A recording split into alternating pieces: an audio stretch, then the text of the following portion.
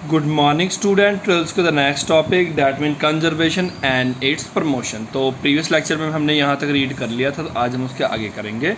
India is a country of varied wild life, more than 500 types of wild animals and 20 types of birds and 20,000 types of reptiles and fishes are been found. मतलब क्या है बेटा, India में काफ़ी सारे wild animals मिलते हैं, जिनमें से 500 टाइप के एनिमल्स मिलते हैं, 2100 टाइप से क्या मिलते हैं, बर्ड्स मिलते हैं, और 20,000 टाइप ऑफ रेप्टाइल और फिशेस इंडिया में मिलते हैं। ठीक है, according to the estimate in India 200 species of wild animal and bird has become extinct and another 2500 are on the verge of extension. मतलब क्या है बेटा, इंडिया में 200 टाइप ऑफ स्पीसीज़ है जो मतलब रेड डाटा बुक में मतलब उनका नाम है, और उनका नाम बेटा क्यों है पता है, क्योंकि वो एक्सटिंक्ट हो चुके हैं। और अनदर 2500 टाइप की स्पीसीज़ है जो अगर उनके बचाव नहीं किया गया तो वो एक्सटिंक्ट वो भी हो जाएंगे कुछ सालों में। ठीक है, some of them are black buck, ठीक है, चिनकारा, वॉल्फ, डियर, ठीक है, इंडियन ग्रेजली, और ये कुछ टाइगर है, राइनासोर्स है, गिर लायन है, क्रोकोडाइल है, एक्सेट्रा। ये सभी क्या है बेटा, वो हैं या तो जो एक्सटिंक्ट हो चुके हैं, या तो अगर इनको नहीं बचाया जाएगा तो ये कुछ सालों में एक्सटिंक्ट हो जाएंगे। ठीक है, in India the government and NGOs, ठीक है, गवर्नमेंट और NGO जो होता है, ठीक है, are taking interest in the protection of wild life. Government और NGOs क्या कर रही है, प्रोटेक्शन ऑफ वाइल्ड लाइफ के लिए काम कर रही है। The wild life protection, India में वाइल्ड लाइफ प्रोटेक्शन 1972 एक्ट है। इसके अकॉर्डिंग क्या है कि कोई भी मतलब ना जो वाइल्ड लाइफ रिजर्व्स है, ना वहाँ कोई जंगल काट सकता है, ना ही वहाँ के कोई एनिमल्स को मार सकता है। और अगर वो मारता हुआ पकड़ा जाता है तो बेटा उसको काफ़ी ज़्यादा जुर्माना या जेल हो सकती है। ठीक है, as a wild life protection 1972 serve the provision of the conservation of wild life as many as 165 game sanctuaries and 21 national park has been developed to protect the national habitat and wild animal। और 1972 के बाद बेटा 165 game centuries और 21 national park बनाए गए हैं, जिससे कि इन एनिमल्स और हैबिटेट को बचाया जा सके। Apart from this wild life sanctuaries conservation week is celebrated from 1 to 7 October. मतलब कि बेटा एवरी ईयर 1 to 7 अक्टूबर तक क्या कहते हैं, वर्ल्ड लाइफ कंजर्वेशन डे मनाया जाता है। ठीक है, पूरा वीक होता है ये।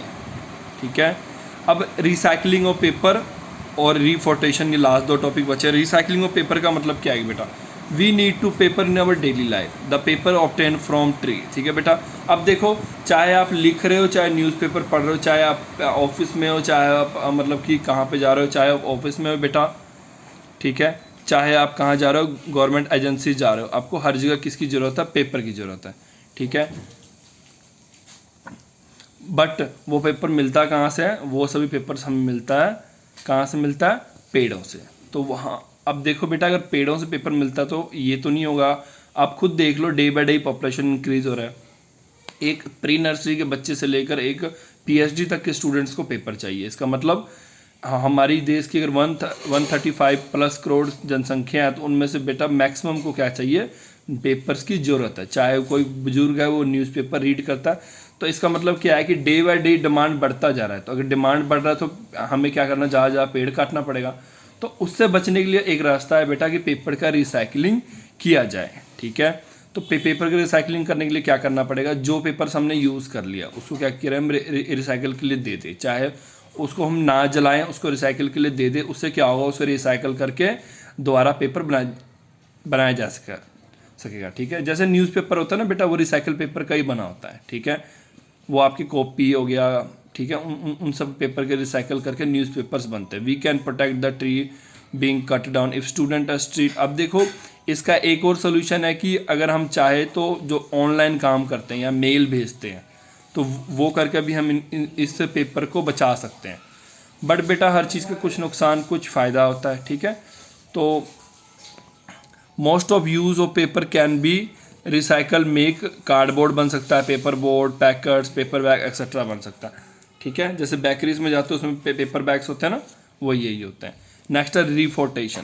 रिफोर्टेशन is the restoration of destroyed forest by the planting new tree. Reforestation क्या होता है बेटा, जब मतलब फॉरेस्ट डिस्ट्रॉय होता है तो वहाँ पे हम न्यू ट्रीज लगाते हैं, उसको इस प्रोसेस को बोलते हैं reforestation. If the land is left undisturbed, इसमें क्या होता है, लैंड को अनडिस्टर्ब छोड़ देते हैं।